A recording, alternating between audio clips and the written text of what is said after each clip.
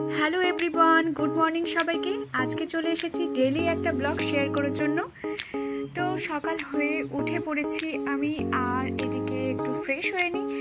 আর এদিকে আমি আমার ছেলেকেও শিখিয়ে দিচ্ছি যে নিজে নিজে কিভাবে ফ্রেশ হতে হয়, ব্রাশ করা, মুখ ধোয়া, জল খাওয়া, নিজের কাজ নিজে কিভাবে করতে হয়। যেহেতু এখন 3 বছর হয়ে গেছে ওর, তো সেই জন্য এবার আস্তে আস্তে সব কিছুরই ট্রেনিং দেওয়া। তো আমরা দুজনে ফ্রেশ হয়ে নিয়ে এবার ব্রেকফাস্টের জন্য রেডি করে দিচ্ছি।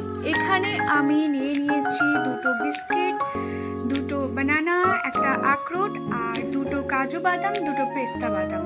এটা আমি আমার ছেলেকে প্রত্যেকদিন সকালবেলায় দিই।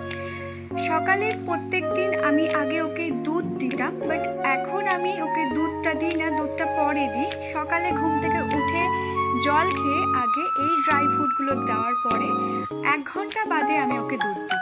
আর এদিকে আমি আমার জন্য 1 কাপ মতো চা বানিয়ে নিলাম। সচরাচর আমি খুব একটা একা চা খেতে পছন্দ করি না, তবে আজকে মন হলো তাই করলাম। তো চলো আমরা খেয়ে নিয়ে পরে তোমাদের সাথে সারাদিন কি করব না করব সমস্তটা আজকে এই ভিডিওতে শেয়ার করব। ততক্ষণ তোমরা স্কিপ না করে ভিডিওটা দেখতে থাকো।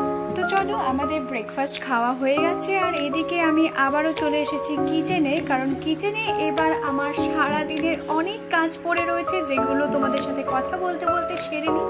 চলো।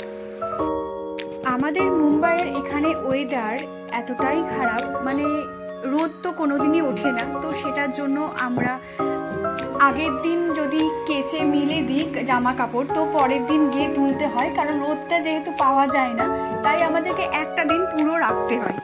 তো চলো এদিকে আমার জামা কাপড় তোলা হয়ে গেছে। এবার আমি রেডি করে নেব, সবজিপাতি যেগুলো আছে কেটে নেব। আজকে সেরকম কিছু রান্না করব না, আজকে যেটুকুই রান্না করব খুবই অল্পের মধ্যে। এখানে আমি নিয়ে নিয়েছি ঢ্যাঁড়স ভাজা করব, সাথে করব মুসুরির ডাল, আলু সেদ্ধ আর ডিমের অমলেট আর ভাত। এই সামান্য অল্প মেনুটাই আজকে করব। ঠিক তো এইদিকে তো আমার রান্না পুরো কমপ্লিট হয়ে গেছে, আর এইদিকে বাইরে যেতেই দেখি আকাশটা বেশ কালো করে মেঘ করেছে। যদিও এরকম ওয়েদার প্রত্যেক দিন সচরাচর কারোরই ভালো লাগে না, কিন্তু তো চলো, আমার তো বাড়ির সমস্ত কাজ কমপ্লিট হয়ে গেছে। এবার চলে যাব আমি ফ্রেশ হতে।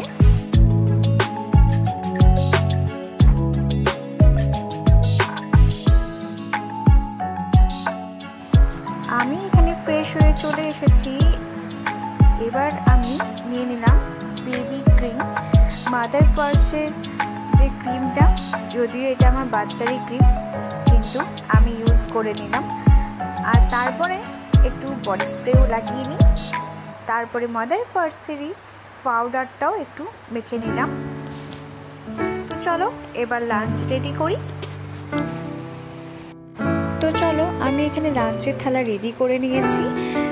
তো আজকে এইটুকুই, আবার অন্য কোনো দিন অন্য কোনো ভিডিও নিয়ে তোমাদের সাথে শেয়ার করব। ততক্ষণ তোমরা সুস্থ থেকো, ভালো থেকো, টাটা।